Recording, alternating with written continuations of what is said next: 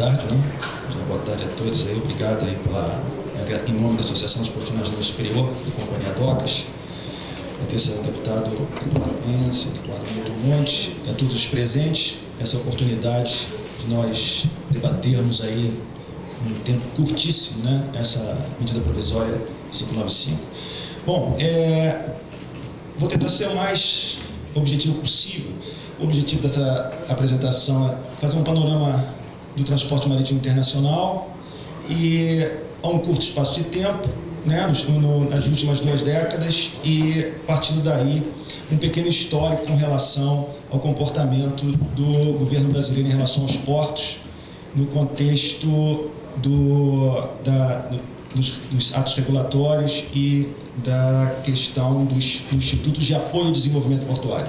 Você vai notar que isso tem uma semelhança de contínua tentativa de revolução, mais do que uma evolução. Bom, o transporte marítimo internacional, um dos principais fatores de mudança, né, é o modelo de produção, o foco na redução de custos logísticos, esses são os grandes problemas, e uso de novas tecnologias, simplificação de processos, etc. Bom, com relação à grande pressão sobre a área portuária é justamente aonde se desconhece, que é a redução dos custos de distribuição. Aí está a questão da pressão sobre a atividade portuária, né? Isso aí é uma questão global nos processos industriais.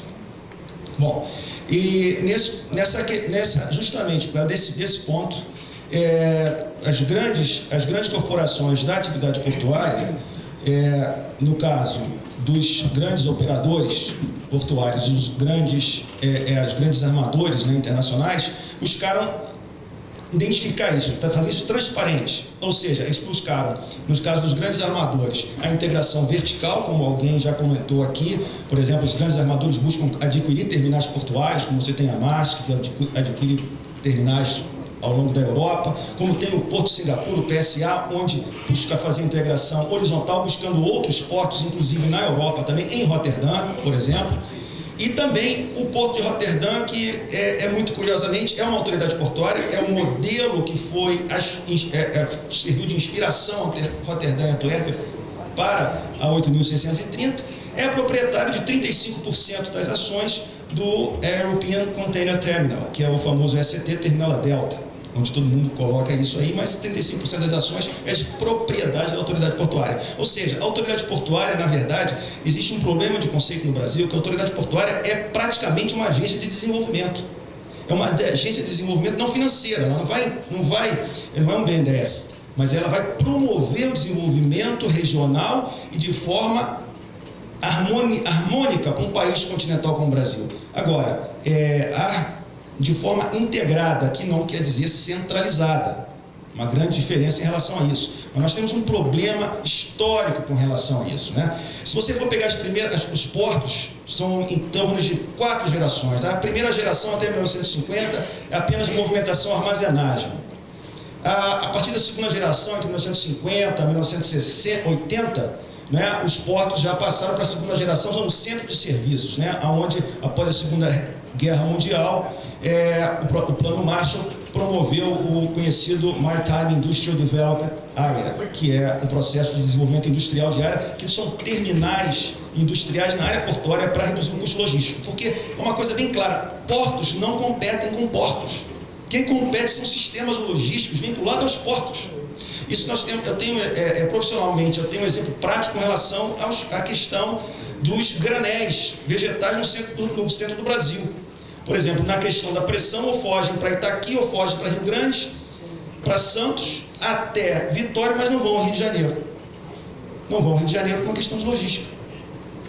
Então, o que acontece? Só que a autoridade portuária, como agente de desenvolvimento, ela poderia, inclusive, ter uma participação pública-privada em empresas de logística e de distribuição e facilitar essa entrega, facilitar essa conexão. Só que conceitualmente isso não ocorre por causa do modelo mental no Brasil. Que questão que eu gostaria de enfatizar aqui é uma constante revolução dentro da área portuária, ao invés de buscar uma evolução. É um processo de 5 a 10 anos para você tornar as autoridades portuárias como agentes de desenvolvimento, até incentivando o Pacto Federativo. do país, um país continental. Agora, recentemente, um trabalho do BNDES que apontou aqui para um parlamentar, né, nesses debates, e dando como exemplo os portos chineses, onde a questão regional é muito importante, porque é ponta do sistema. Não é?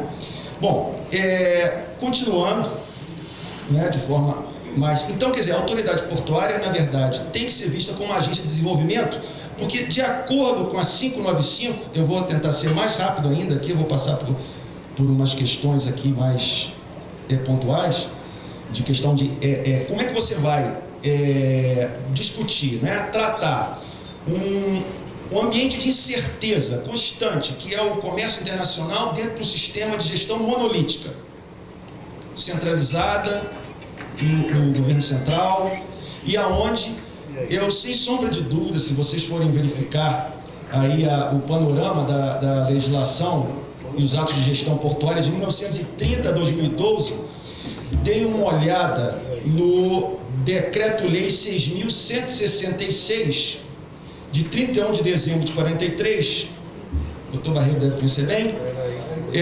43, ele citou aqui, já estava aqui na minha apresentação, que é a criação do Departamento Nacional de Portos, Rios e Canais, do DNPRC. 43 eu ainda não estava no sistema. Eu entrei no dia 3 de março de 1952, para 2012 para os 60 anos. 43 eu era garoto, tá?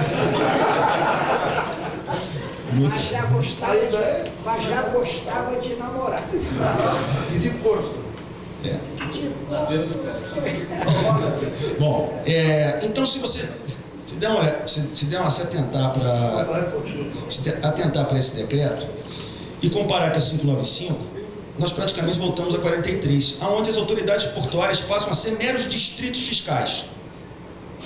As autoridades portuárias passaram a meros distritos fiscais. E o curioso, que os advogados que me corrijam, seria uma peça teratológica, porque ao mesmo tempo que você está seccionado, não tem absolutamente nada a fazer com relação à sua autonomia, você é demandado com exigências de cumprimento de metas.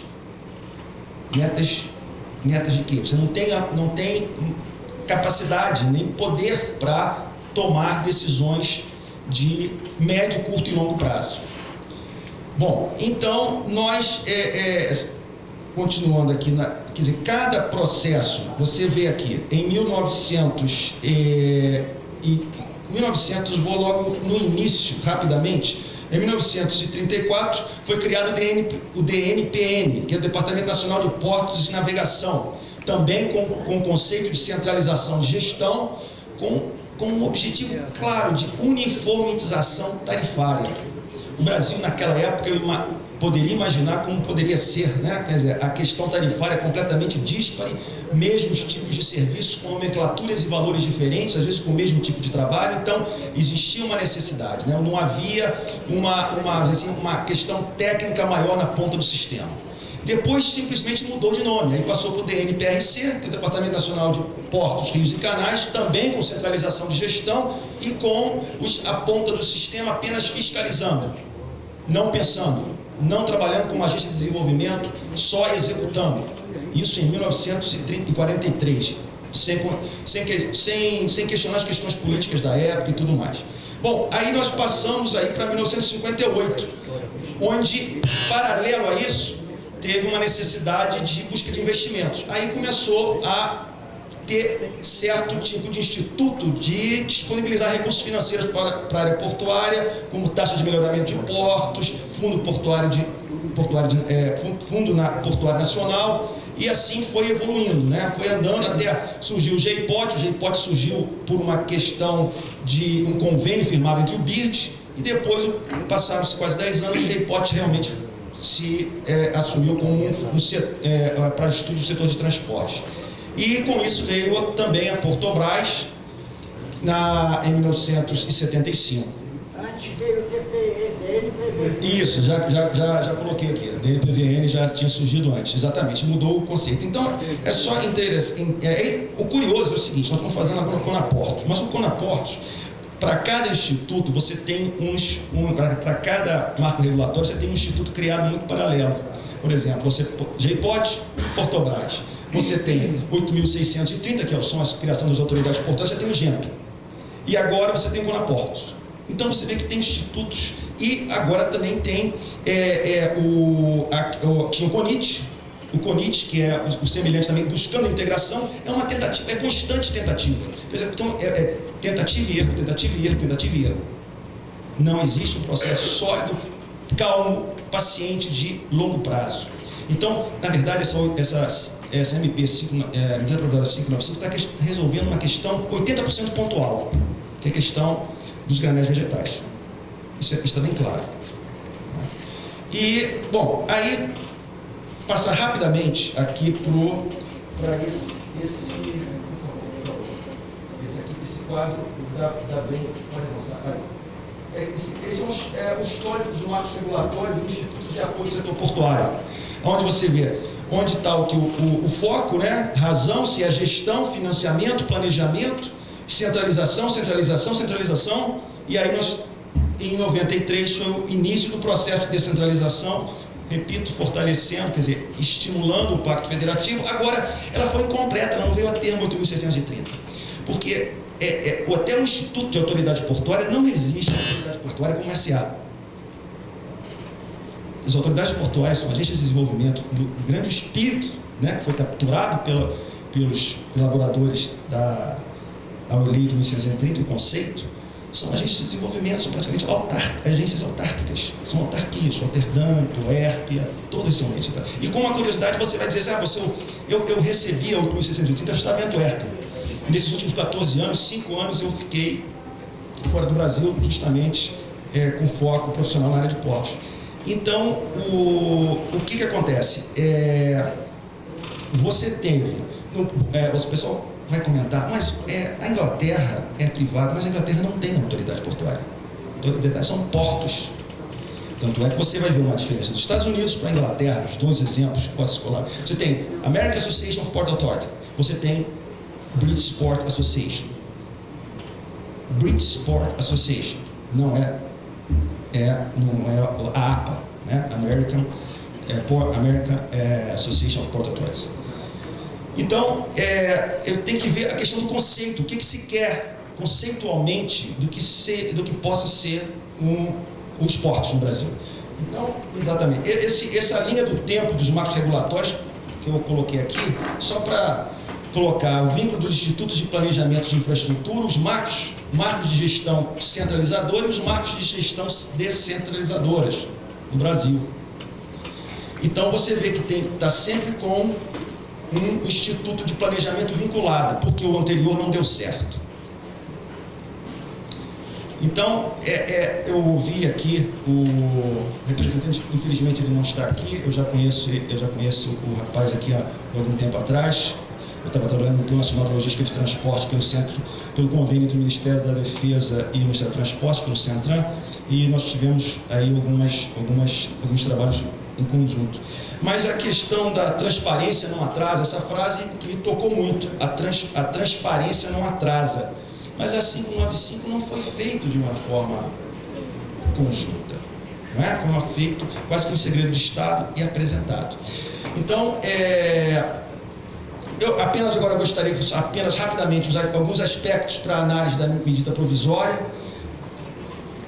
colocando aqui, em relação ao terminal privado, onde a medida provisória coloca instalações portuárias exploradas mediante autorização localizada fora da área do porto organizado.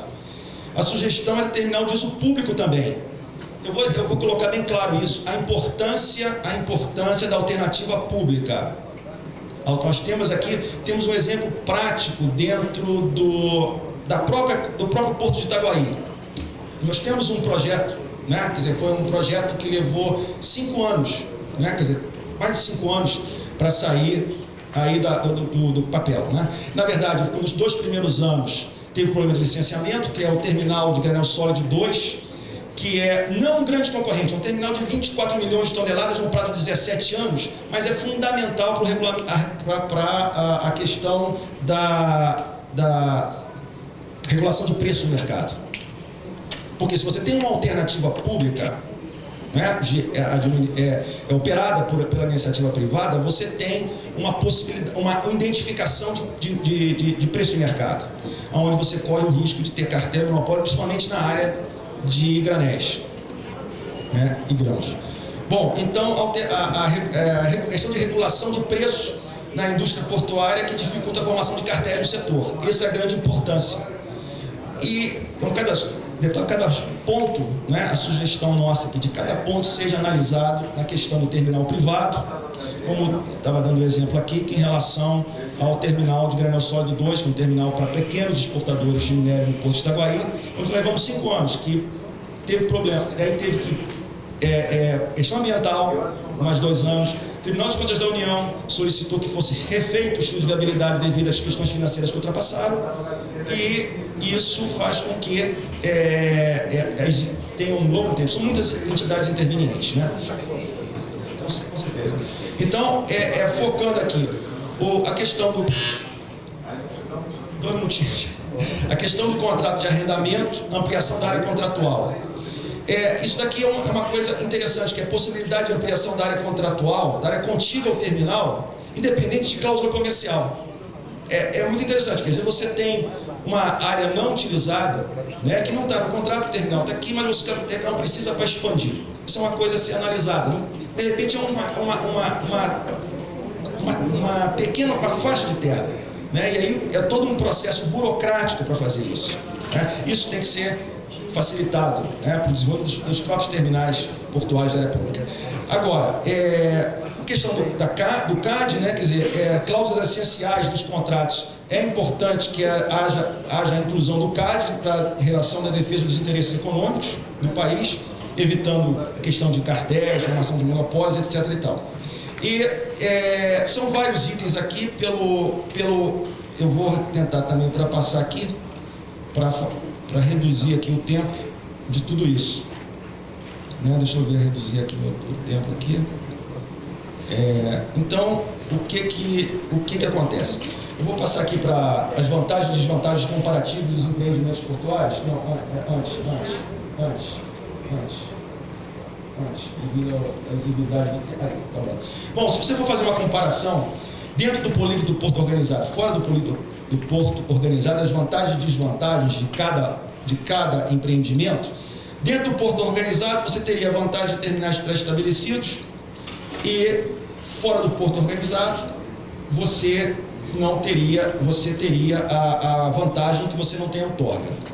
A desvantagem dentro do porto organizado é que você tem outorga, né? E a desvantagem dos terminais fora do porto é que ainda não existem, né? São terminais não estabelecidos. E você tem a questão da tarifa inframar, quer dizer, a infraestrutura marítima é a vantagem, que tem o terminal dentro do polígono do porto, que ela é rateada, enquanto que o outro tem a inframar não rateada, mas certamente vai entrar no Programa Nacional de Dragagem Portuária e Hidroviária, e isso vai ser solucionado. E com relação à desvantagem, não seria uma desvantagem, mas seria um custo, né? Que seria o ógmo, isso para desvantagem em relação ao porto organizado, e fora do porto organizado ele fica sem essa obrigação.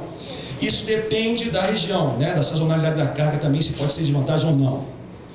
E a grande questão também que está explícito na lei é a questão do tempo de renovação. Na questão do 25 anos, ou seja, quem está dentro do polígono da área portuária só pode se renovar por mais de 25 anos. E fora, perenemente. Ou seja, se eu vou fazer um plano de negócio, um estudo de viabilidade técnica, econômica, financeira e ambiental, e eu vou apresentar que o meu negócio só pode existir por mais de 25, 50 no máximo, e o outro eterno, é claro que o risco do primeiro negócio é muito maior. E o outro, fora do porto, ele pode fazer redução de custos, fazer um acanhado investimento, porque a taxa interna de retorno vai ser maior, e com isso atrair novos investidores para o negócio dele. E fica uma questão de desvantagem. É preciso equalizar essas questões. Bom, para não estender mais aqui pela hora, essas informações que eu gostaria de passar para vocês. Muito obrigado.